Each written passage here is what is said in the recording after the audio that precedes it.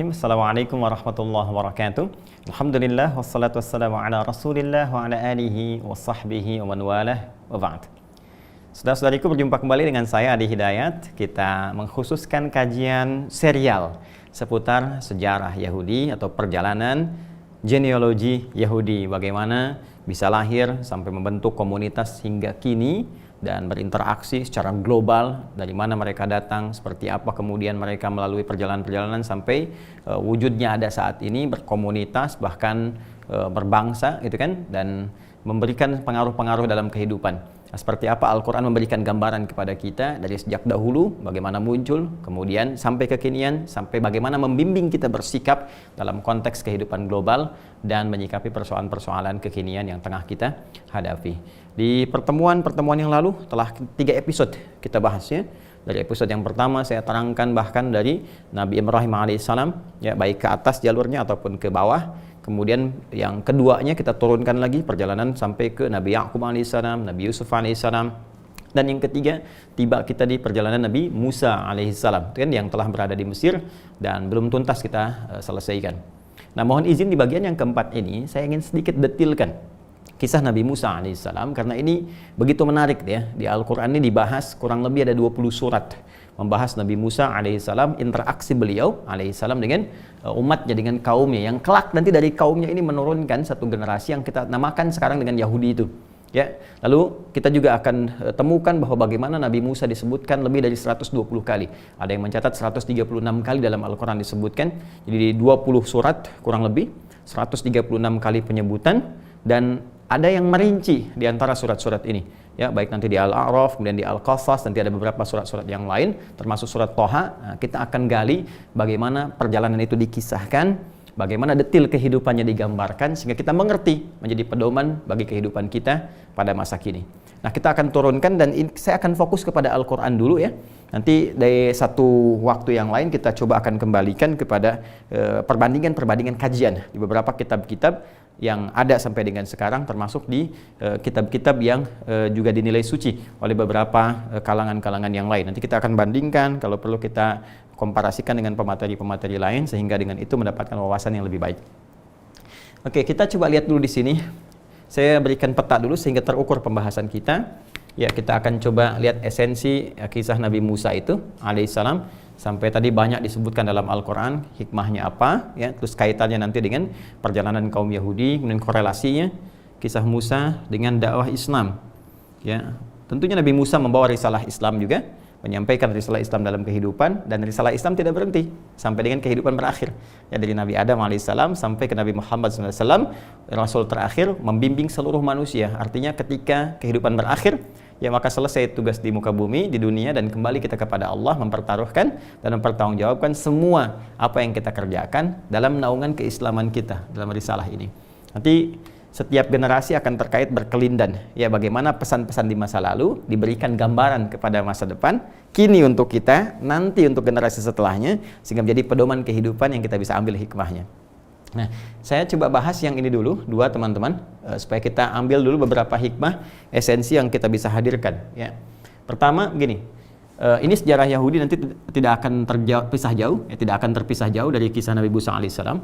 Esensi kisah Musa alaihissalam sehingga banyak disebutkan dalam Al-Quran, di 20 surat kurang lebih kan, 136 kali disebutkan seperti yang tadi telah saya uraikan. Apa yang dapat kita raih di sini, hikmah apa gitu kan? Yang pertama teman-teman sekalian, ini Nabi Musa alaihissalam adalah di antara nabi yang banyak diuji oleh Allah Subhanahu wa taala. Bahkan boleh kita katakan bahwa Nabi Musa itu ujiannya lengkap dari lahir sampai dengan kemudian beliau meninggal. Ya, ini makanya di dalam Al-Quran surah ke-20 Thaha, Quran surah ke-20 Thaha, di ayat yang ke-40 ya, itu di pertengahan mau ke akhir ayatnya, Allah menyampaikan wa fatannaka futuna ya? Dan kami menguji engkau dengan berbagai ragam ujian ya. Jadi banyak sekali menimpa Nabi Musa alaihissalam, diuji dari sejak lahirnya, bahkan lahirnya sudah mendapat ujian ya. Nanti kita akan lihat bagaimana kekuasaan pada masa itu kan, menggambarkan kepada kita satu hal yang sangat luar biasa mencekam, karena bayi-bayi akan diincar dan dibunuh jika dia laki-laki. Jadi baru lahir sudah dapat ujian ya kemudian dia dihanyutkan di sungai kan, tumbuh dewasanya dapat ujian lagi, terusir dari kampungnya, dari tempatnya karena terancam dengan sebuah peristiwa, pulang dapat ujian lagi, sampai mau meninggal pun dapat ujian juga. Ini sangat menarik teman-teman sekalian. Jadi Nabi Musa alaihissalam di antara nabi yang banyak diuji oleh Allah Subhanahu wa taala, dan ini manhaj Al-Qur'an ya, untuk memberikan semangat kepada Nabi sallallahu alaihi wasallam ketika beliau diuji dalam berdakwah. Dan ini akan diturunkan kepada kita juga umatnya. Ya, bahwa setiap manusia mendapatkan ujian. Jadi kalau Anda mengatakan, saya punya persoalan di rumah tangga, saya punya persoalan di kantor, saya punya persoalan di kehidupan sosial, jangankan Anda, para nabi saja, mohon maaf, yang dijamin surganya, dekat dengan Allah, mendapatkan penilaian takwa yang sangat tinggi, mereka nggak lepas dari ujian. Ya, karena itu ketika Nabi Muhammad SAW membawa risalah, seringkali Al-Quran menurunkan manhaj untuk memotivasi. Oke, kamu jangan patah semangat Muhammad SAW. Kalau kamu sakit, bukan cuma engkau yang sakit. Nabi Ibrahim saja kakek buyutmu pernah sakit. Quran surah ke-26 ayat 80 turun. Ya, sampai dikatakan wa idza maridtu fahuwa yashfin. Nabi Ibrahim kalau sakit-sakit ya, kemudian berdoa kepada Allah, yakin kalau saya sakit pasti Allah sembuhkan. Kemudian Nabi Ayub pun pernah sakit. Turun Quran misalnya surah ke-21 ayat 83 sampai dengan 84. Ketika diuji misalnya dengan kaumnya yang melempar, yang macam-macam, maka diturunkan kemudian kisah Nabi Yunus misalnya alaihissalam, diturunkan kisah nabi-nabi yang lainnya untuk memberikan motivasi. Dan puncaknya diantaranya adalah kisah Nabi Musa alaihissalam yang bahkan diuji dari lahir sampai dengan meninggal dunia, sampai saat akan wafat, itu masih mendapat ujian. Ya, masih mendapatkan ujian, dan diuji hanya untuk satu kaum saja. Ya, sedangkan Nabi Muhammad SAW dipersiapkan untuk menghadapi manusia sampai dengan risalahnya terbawa ke akhir zaman. Walaupun nabinya telah wafat, tapi risalahnya terbawa sampai ke akhir zaman. Maka ditampilkan kisah-kisah sebelum itu untuk memberikan motivasi kepada beliau. Motivasi inilah yang diturunkan kepada kita. Ini seakan-akan memberikan gambaran kepada kita, hey, kamu tuh baru ujiannya di rumah gitu loh. Ya, Musa itu baru lahir dan dapat ujian di rumahnya, berpisah dengan orang tuanya. Kamu baru dewasa berpisah hanya untuk belajar, sudah merenung, ya sudah banyak menangisnya. Baru masuk pesantren sudah nangis tiap malam gitu kan. Nabi Musa itu udah pisah dari ibunya dari kecil. Ya, kemudian terus dibawa ya kepada kita sehingga menguatkan. Dan nanti ada manhaj dalam Al-Quran membimbing, kalau ada ujian ini begini mengatasinya, kalau yang sulit begini doanya. Seperti Musa berdoa, seperti ibunda Musa berdoa, ya misalnya seperti Nabi Ayub berdoa, seperti Nabi Yunus berdoa, dan turunan-turunan yang lainnya. Ini yang penting saya tampilkan dulu sebelum kita menghadapi banyak hal.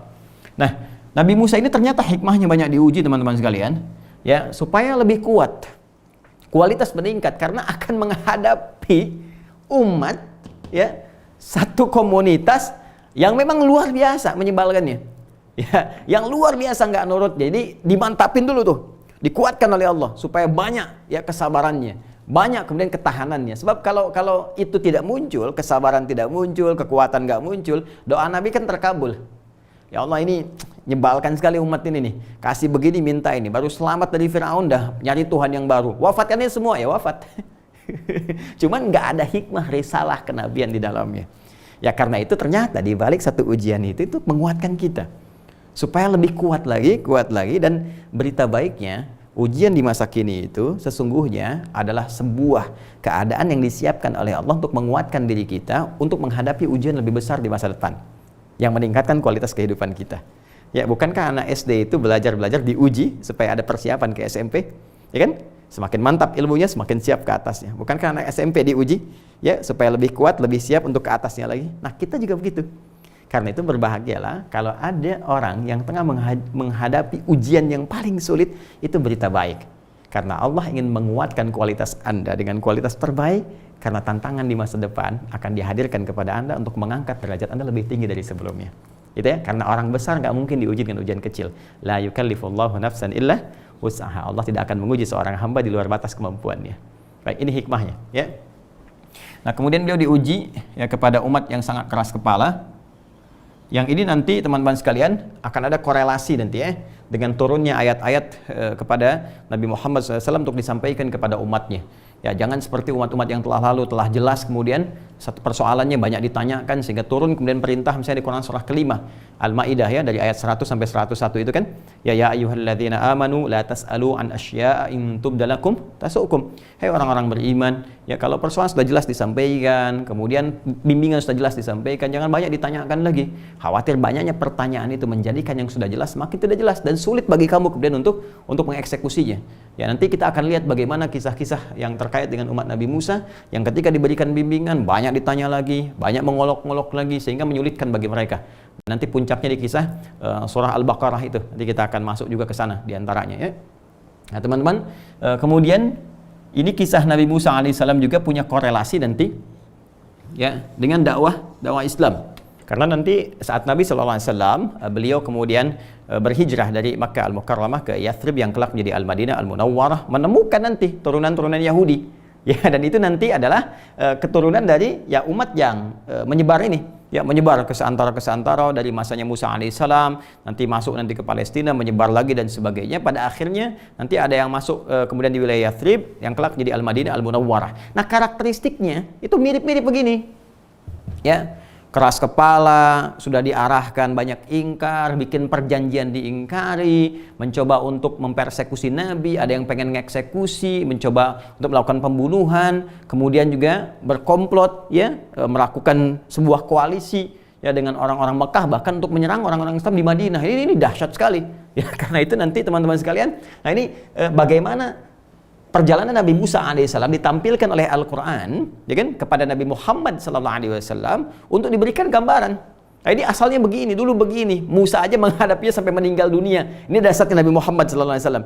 Apa yang tidak bisa diselesaikan oleh Nabi Musa alaihissalam dalam periode lahirnya sampai dengan wafatnya dituntaskan dengan sangat singkat oleh Nabi Muhammad sallallahu alaihi wasallam karena manhaj terdahulu diberikan gambaran kepada beliau oleh Al-Quran dan dibimbing oleh wahyu begini cara mengatasinya. Paham ya? Nah itulah yang disampaikan kemudian kepada kita karena risalahnya abadi. Nanti kalau kamu ketemu Yahudi lagi, nih baca Al-Quran. Bagaimana Nabi Muhammad SAW dibimbing oleh Allah, kemudian diteruskan kurikulumnya kepada kita, sampai ke kita pelajari diturunkan begini. Bahkan kalau kamu nggak percaya, kata Allah, buka lagi kisahnya Nabi Musa AS. Nih, dari zaman Musa seperti ini. Ke atas lagi, zamannya Yusuf alaihissalam seperti ini. Bahkan Nabi Yusuf pun kemudian ada rencana-rencana untuk bisa menjahilinya, rencana-rencana untuk mengeksekusinya dan sebagainya. Walaupun kemudian bertobat dan keturunannya menyebar, nah di keturunan inilah kemudian ada terjadi sesuatu yang sangat luar biasa yang akan ditemukan di kisah Musa alaihissalam. Jadi ini penting saya awalkan teman-teman sekalian untuk menyampaikan bahwa ada kurikulum kehidupan. Ini ya.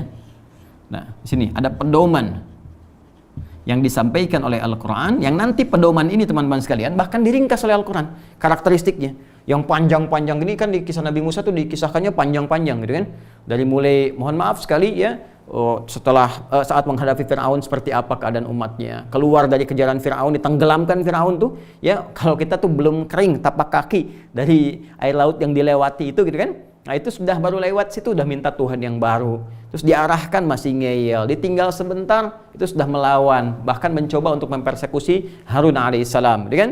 Lalu setelah itu diberikan kesempatan untuk hidup di tempat yang damai, tentram, diberikan jaminan untuk masuk dengan kemenangan, masih ngeyel juga. Nah ini sesuatu yang sangat luar biasa. Dan disebutkan karakternya tegas nanti dalam Al-Quran bagaimana karakternya dengan sangat singkat dan padat sekali ya, karena mereka merasa yang paling tinggi, merasa yang paling hebat, merasa yang paling dekat dengan Allah, rasialnya tinggi gitu kan, bahkan juga mereka tidak ingin merasa diungguli dalam bidang ekonomi, dalam politik, dalam kekuatan dan sebagainya, dan dibalik itu pun ada rasa-rasa penakutnya. Nah itu nanti ada pedoman dalam Al-Quran dan itu abadi sifatnya.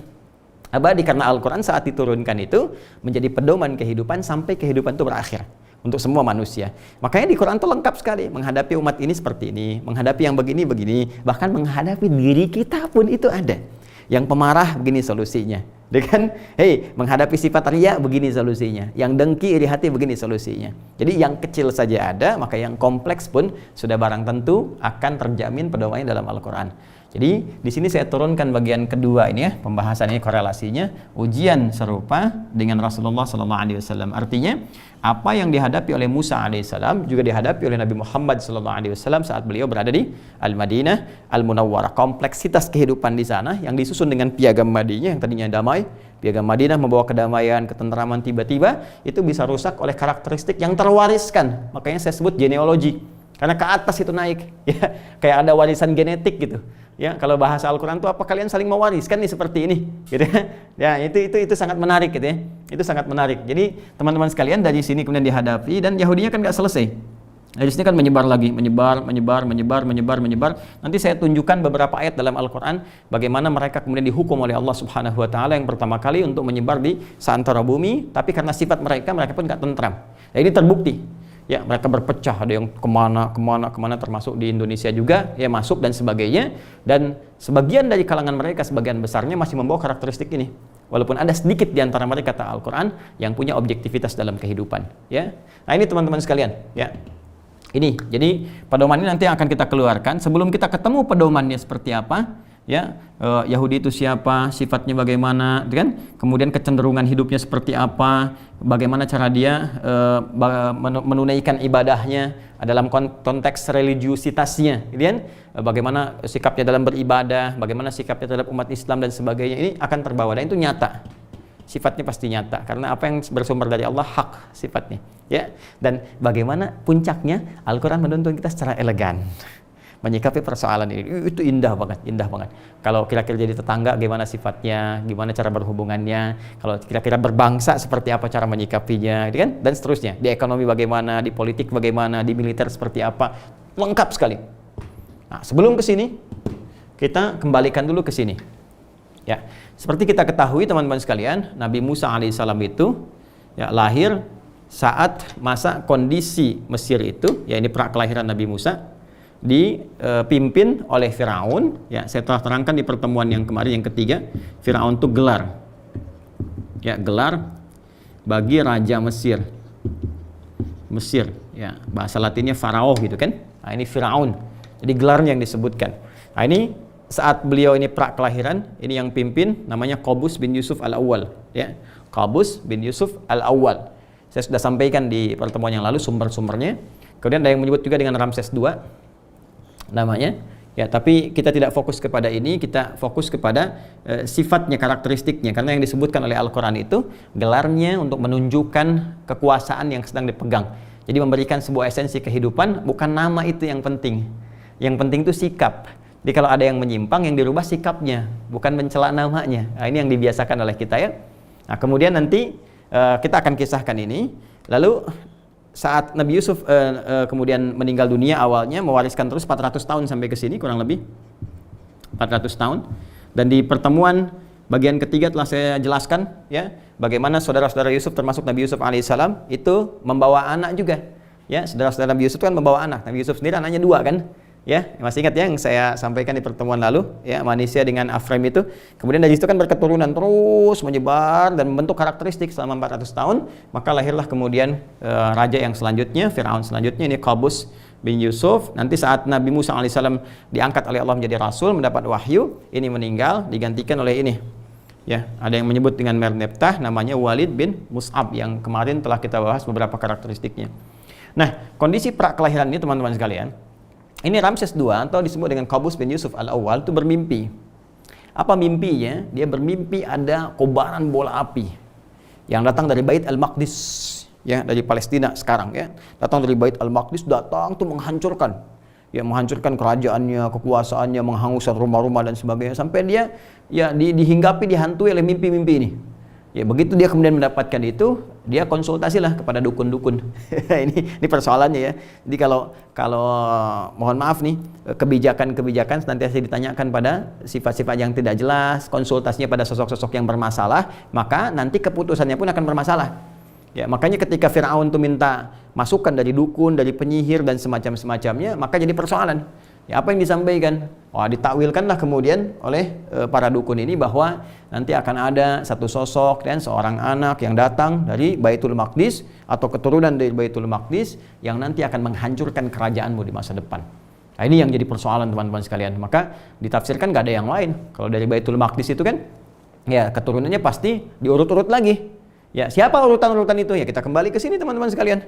Ya. Ini kalau kita lihat kan kondisi sosiologis masyarakat Mesirnya ini pada masa itu, ya, bukan sekarang. Pada masa itu kondisi sosiologisnya rakyat Mesir sendiri kan terbagi 2, pribumi, orang Mesir sendiri nanti, ya, yang ini nanti akan terus dinaikkan sampai ke atas, sampai ke kisah Nabi Yusuf alaihissalam, ya, yang terus mendapatkan jabatan.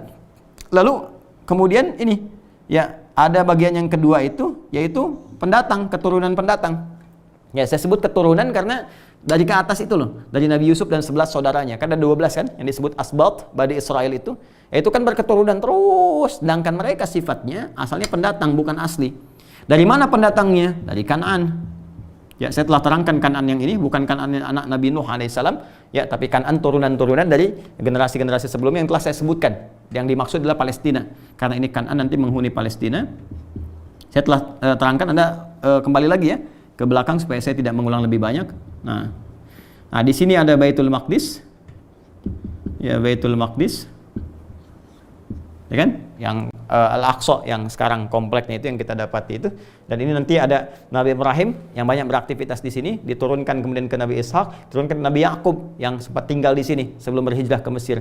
Nah, ditafsirkannya karena datangnya dari sini, maka nggak ada yang lain kecuali keturunan pendatang yang ini. Ya. Siapa keturunan pendatang ini? Ya, keturunan ke Bani Israel yang 12 itu. Siapa 12 ini? Anaknya Nabi siapa? Nabi Yakub alaihissalam. Nabi Yakub. Ya, 12 orang termasuk Nabi Yusuf kan? Yang hijrah ke Mesir. Ini anaknya Nabi Yakub. Siapa Nabi Yakub? Anaknya Nabi Ishak. Siapa Nabi Ishak? Anaknya Nabi Ibrahim alaihissalam. Karena ini beraktivitasnya di Kan'an, di Palestina, Baitul Maqdis sebelum hijrah ke Mesir, maka ditafsirkan oleh para dukunnya ini asalnya dari Baitul Maqdis, maka tidak ada yang lain kecuali keturunan Bani Israel. Dari situlah keturunan Bani Israel diburu, dari situlah kemudian dipersekusi sampai ada dekret yang keluar. Nah, ini yang digambarkan oleh Al-Quran di pembuka surah Al-Baqarah dan pembuka kisah Nabi Musa alaihissalam. Nanti ada di Al-Baqarah, di Al-A'raf dan turunan yang lainnya. Di Quran surah kedua itu di Al-Baqarah, ya, di ayat ke-49 teman-teman sekalian, ya, paling kiri sebelah atas di mushaf. Nah, ini sangat viral ya sampai ke kita saat ini ketika Allah menyampaikan wa idz najjainakum min ali fir'auna yasumunakum su'al 'adzab yudzabbihuna abna'akum wa yastahyuna nisa'akum, kan, wa fi dzalikum bala'un min rabbikum 'azim, kan. Jadi kata Allah Subhanahu wa taala wa idz najjainakum min ali fir'aun, dan ingatlah, pelajarilah, pahamilah, hei Bani Israel, hei orang-orang Yahudi yang hidup pada masa itu, kan? Hei orang-orang Yahudi yang hidup pada masa itu, ingat lagi kisah-kisah yang dulu. Ya, kenapa engkau tidak mau menerima risalah Islam, tidak mau menerima dakwah Nabi sallallahu alaihi wasallam, banyak menutupi kebenaran dan sebagainya, apa-apa yang saya sebutkan tadi. Ingat dong dulu ketika kami selamatkan ya keturunan-keturunan yang dulu itu. Kalau nggak ada mereka itu, kalau nggak diselamatkan, nggak ada kalian sekarang. Itu poinnya, gitu ya. Ya, min ali Fir'aun, dari koleganya Fir'aun. Jadi Al-Quran tuh seringkali menyebutkan Fir'aun tuh nggak sendirian, tapi dengan kolega, gitu kan. Ya, karena nanti ini kaitan eratnya kan ini kesini sudah kolega. Kemudian nanti ada Haman yang sempat saya singgung di pertemuan lalu, kan? Nanti ada bala tentaranya lagi, ada Korun dan sebagainya. Jadi mereka berkomplot keseluruhan dan dibuat sebuah sistem sistematis yang sangat sistematis terukur bagaimana kemudian mengeksekusi mimpinya ini Qabus bin Yusuf al-Awwal sebagai Fir'aun atau sebagai raja pada saat itu yang bermimpi ada bola api datang dari Baitul Maqdis dan nggak ada tafsir lain kecuali dari keturunan Bani Israel yang tadi saya terangkan. Maka dari itu dibuatlah sebuah dekret, ya, apa dekretnya? Semua anak-anak yang ada pada masa itu. Bahkan ada kisah menyebutkan laki-laki. Jadi lucu nih. Ya, lucunya kadang musim-musiman. Kalau pengen bunuh gitu kan, yang laki-laki. Kalau enggak, ya enggak gitu kan. Makanya ada yang menafsirkan ketika masanya Nabi Harun itu belum muncul dekret itu. Ya, atau ada yang mengatakan itu periodenya enggak ada pembunuhan gitu. Nanti pas zaman Nabi Musa ada lagi. Nah, jadi di sini teman-teman sekalian ada yang sangat menarik. Allah sampaikan, kami lepaskan, kami selamatkan kalian dari kekejaman kolega Firaun. Ya, apa yang mereka kerjakan di awal itu? Yudzabbihuna abna'akum. Mereka mencoba untuk mengeksekusi setiap bayi-bayi laki-laki. Ya, bayi laki-laki yang terlahir karena ada dekret dari Firaun pada masa itu, yaitu Qabus bin Yusuf al-Awwal, bahwa ada kemungkinan generasi Bani Israel yang melahirkan bayi laki-laki akan menghancurkan kerajaan besarnya. Dan membebaskan perempuan-perempuannya, wa yastahyuna nisa'akum wa fi dzalikum bada'um min rabbikum 'azim. Dan yang demikian itu banyak sekali ujian-ujian yang sangat dahsyat yang diujikan oleh Allah untuk menguji orang-orang beriman pada masa itu. Jadi teman-teman sekalian, di sini ada sesuatu yang kita penting untuk highlight, gitu kan? Nah, ini kemudian kita alirkan ke sini, ya, bahwa turunan kisah awal yang kemudian disampaikan oleh Al-Quran, kondisi sosiologisnya Nabi Musa alaihissalam saat terlahir itu, ini dalam periode ancaman Firaun yang melahirkan dekret bahwa setiap bayi yang terlahir itu mesti dieksekusi. Jelas ya. Jadi Musa itu tadi saya katakan baru lahir aja udah mendapat ancaman, bahkan belum lahir udah dapat ancaman, karena periode saat ibundanya mengandung itu ada yang menyebut namanya Aminah. Dan kalau ke atasnya kan sudah pernah saya terangkan kan, bapaknya Imran, ya, nanti ke atasnya lagi sudah saya terangkan, Imran bin Yasur, Yasur bin Mahith, Mahith bin Lewi, dan Lewi bin siapa? Yakub, Yakub bin Ishak, Ishak bin Ibrahim alaihissalam. Itu salah satu riwayatnya. Jadi ibunya nanti namanya Aminah, ada yang menyebutkan demikian, punya kakak namanya Harun, ya, bedanya 3 tahun. Nanti di sudut yang lain juga nanti ada Maryam lagi, seperti yang pernah saya terangkan. Nah, ini Harun lahir dalam periode musiman untuk tidak membunuh, sementara Musa lahir dalam periode ini dekret yang disampaikan oleh Firaun yang disebutkan di Quran surah kedua ayat ke-49. Jadi Musa mau lahir aja udah terancam. Nah, sekarang bagaimana kisah mengandungnya Ibunda Musa alaihissalam, ada yang menyebut namanya dengan Aminah, kan? Bagaimana kondisi Musa saat terlahir dalam ancaman itu, seperti apa menyikapinya, dan bagaimana pertolongan Allah diberikan pada masa itu untuk disiapkan menjadi pemuda, menjadi nabi, menjadi rasul yang membebaskan Bani Israel dari kejaran-kejaran Firaun sampai keluar, sampai melahirkan karakter, sampai muncul Yahudi, sampai tiba saat ini. Kita akan lanjutkan itu pada episode yang kelima, serial yang kelima, insyaallah ta'ala. Baik, kita sambungkan nanti teman-teman sekalian. Mohon izin ya, nggak panjang-panjang, sedikit-sedikit tapi terukur, teman-teman bisa menikmati, lalu kita sambungkan secara serial. Adi Hidayat, subhanakallahumma bihamdika asyhadu an la ilaha illa anta astaghfiruka wa atubu ilaik. Allahumma ya Allah taqabbal minna innaka antas samiul alim wa tub alaina innaka antat tawwabur rahim. Assalamualaikum warahmatullahi wabarakatuh.